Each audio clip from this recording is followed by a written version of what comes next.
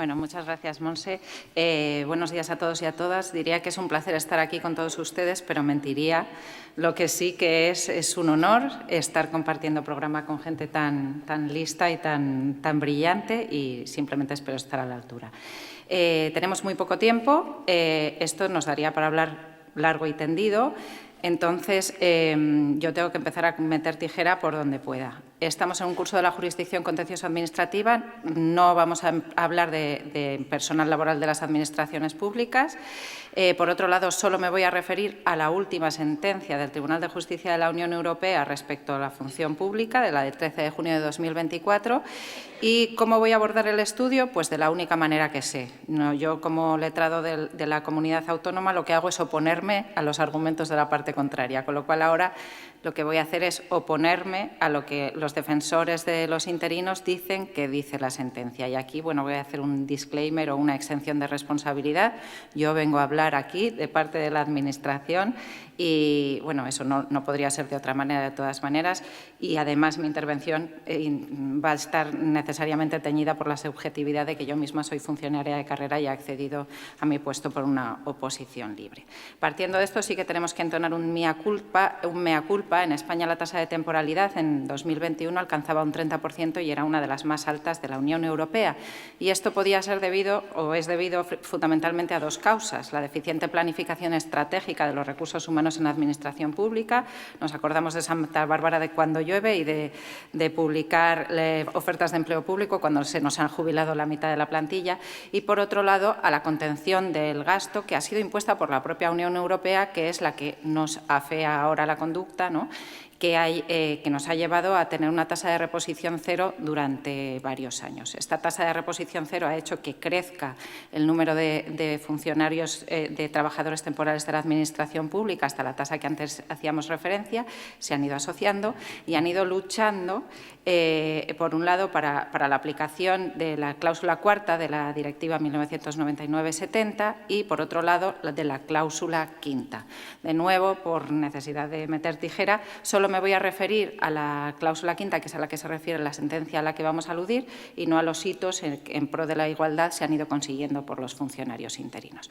Bueno, teníamos una sentencia el 22 de febrero de 2024 que se refería al personal laboral de las administraciones públicas, y el 13 de junio de 2024 nos despertamos con estos titulares que vienen a decir que la Unión Europea nos ha dado nuevamente un varapalo fortísimo y que nos obliga a convertir en funcionarios de carrera a los funcionarios interinos. Yo me imagino a los redactores con esta cara al botón de enviar la noticia, ¿no?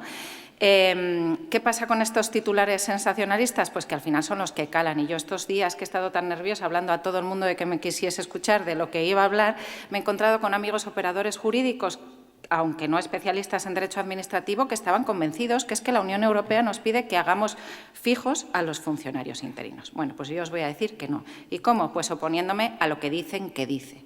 ¿Qué dicen que dice? Que la cláusula quinta de la directiva tiene efecto directo. Lo siguen diciendo a día de hoy en las demandas que tengo encima de la mesa.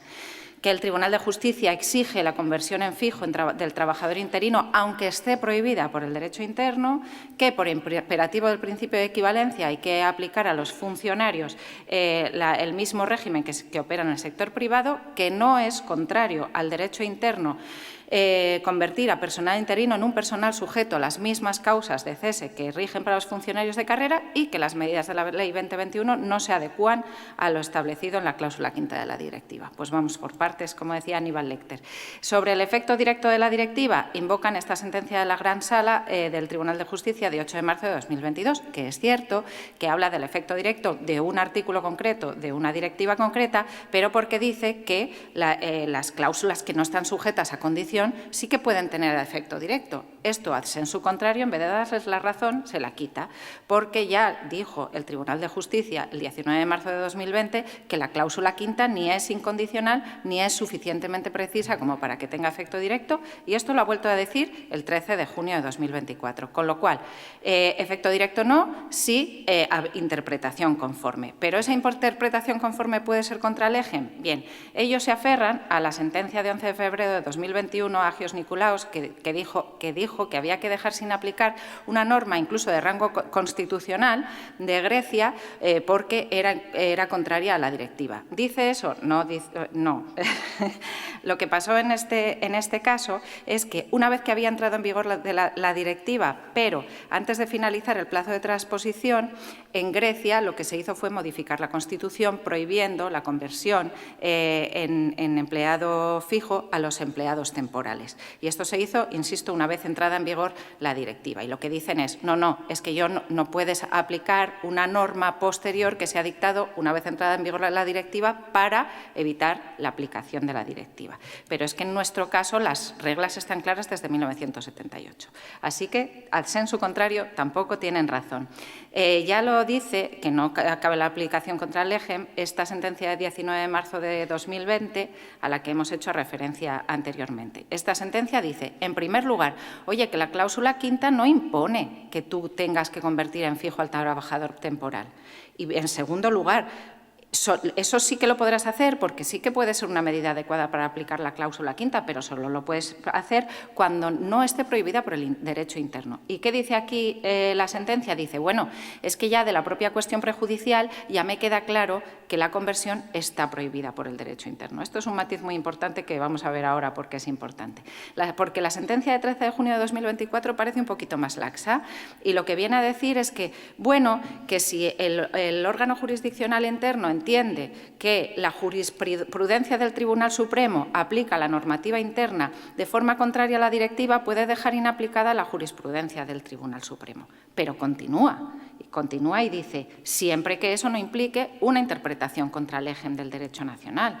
Por tanto, vuelve a decir lo mismo que dijeron en 2020, que no es obligatorio la conversión en del personal temporal en personal fijo y que además esa conversión solo se puede hacer cuando no implique una interpretación contra el EGEM del derecho nacional. El Tribunal Supremo lo tiene clarinete y yo creo que ya está un poco harto y ha dado un puñetazo en la mesa, sobre todo en esta sentencia, que es una de la última remesa que se ha dictado después de la sentencia del Tribunal de Justicia de la que venimos hablando, ¿no?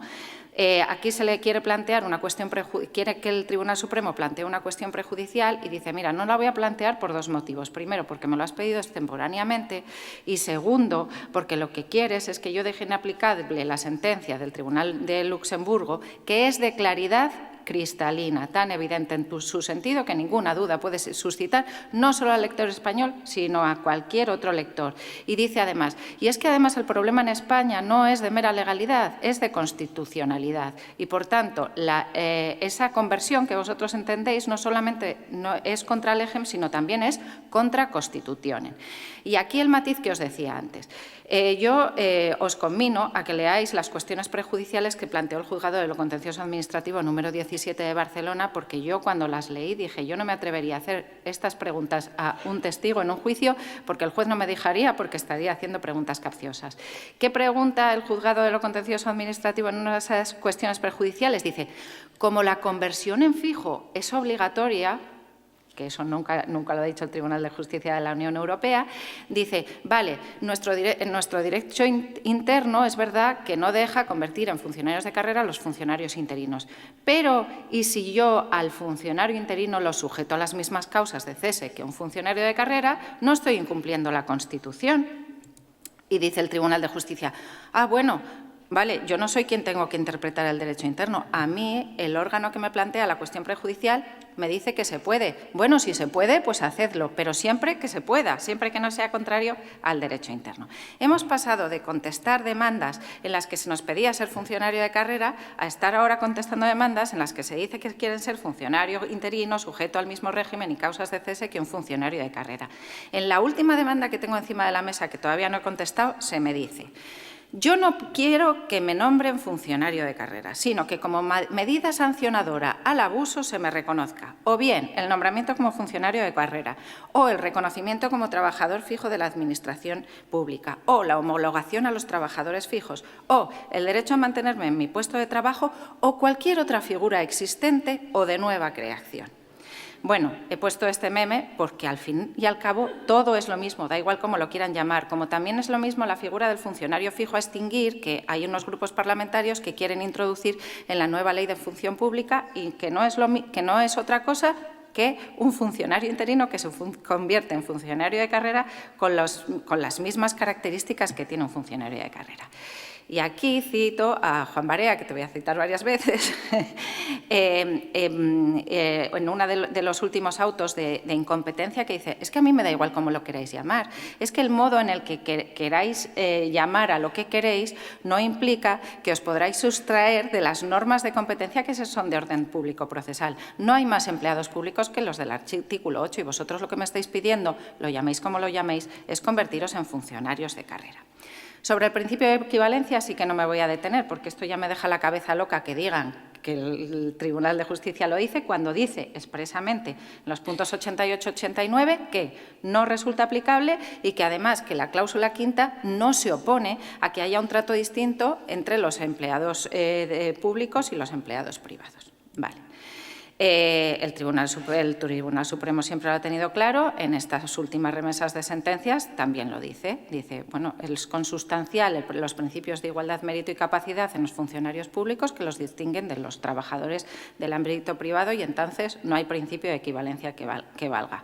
Juan Calienta, que sales otra vez, porque a mí esta reflexión me gustó mucho, la verdad. Es de una sentencia de un procedimiento abreviado, de los primeros que hubo, y a mí ni siquiera se me había planteado y me gustó mucho porque Juan Barea plantea que una cosa es la estabilidad, que es la propia de las relaciones laborales y que es lo que pretende la cláusula quinta de la directiva, y otra cosa es la inamovilidad, que es la que rige la función pública, que es garantía de imparcialidad de los funcionarios públicos y que va mucho más allá de lo que establece la directiva. Que es que aquí igual nos estamos empeñando en encajar la directiva en el ámbito de la función pública española cuando a lo mejor la directiva no se estaba refiriendo expresamente a esto.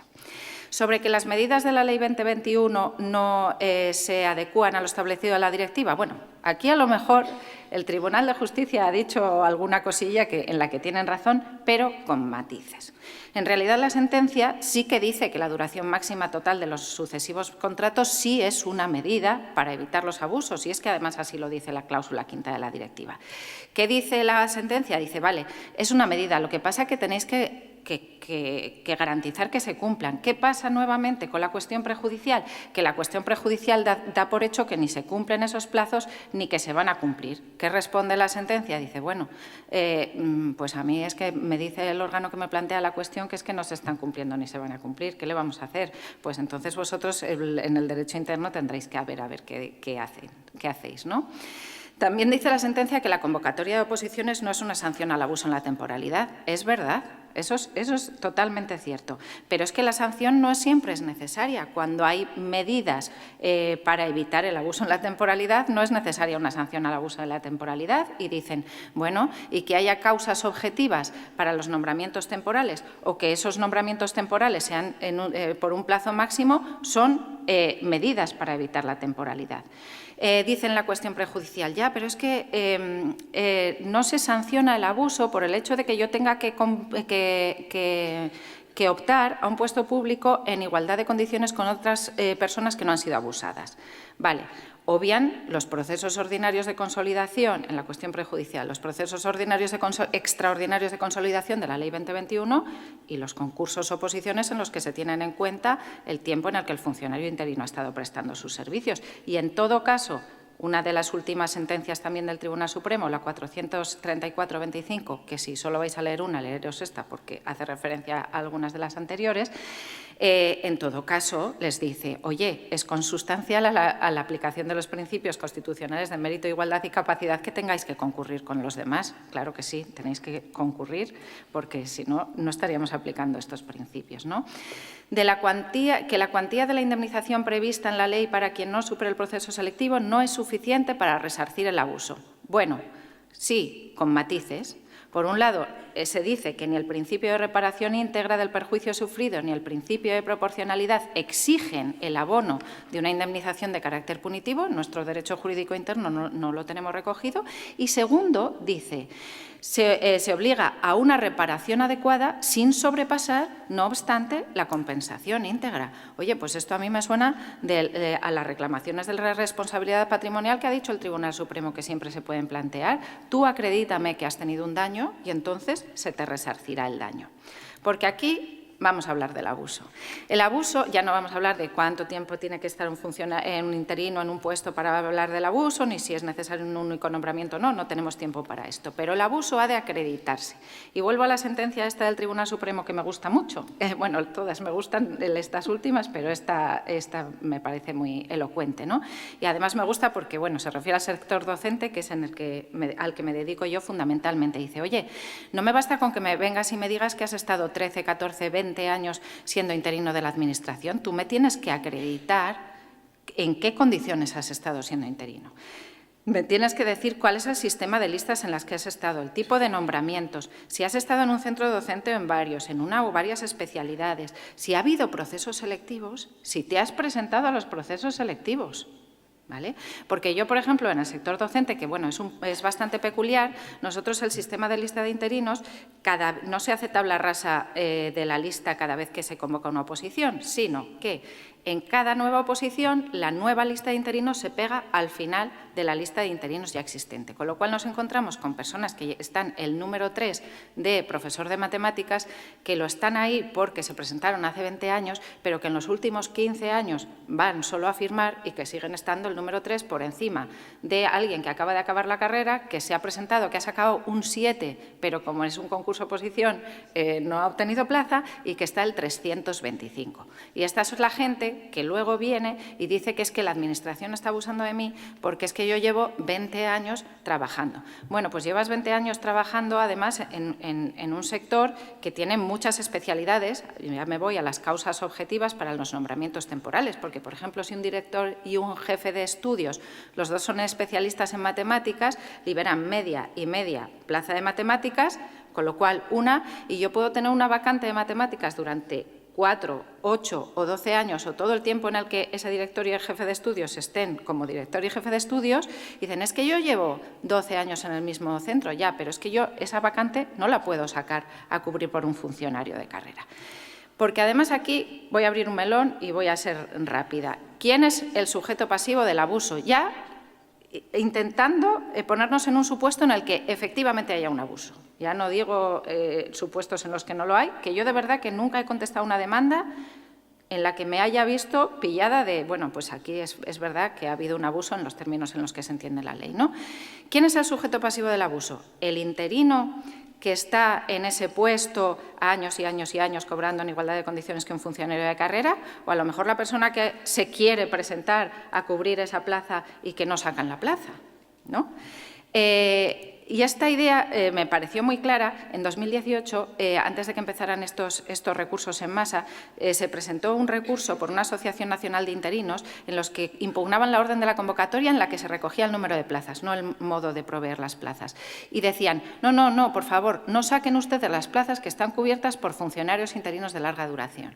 Y en un alarde de sinceridad decían, porque yo igual el día de la oposición tengo un mal día y me quedo sin mi plaza.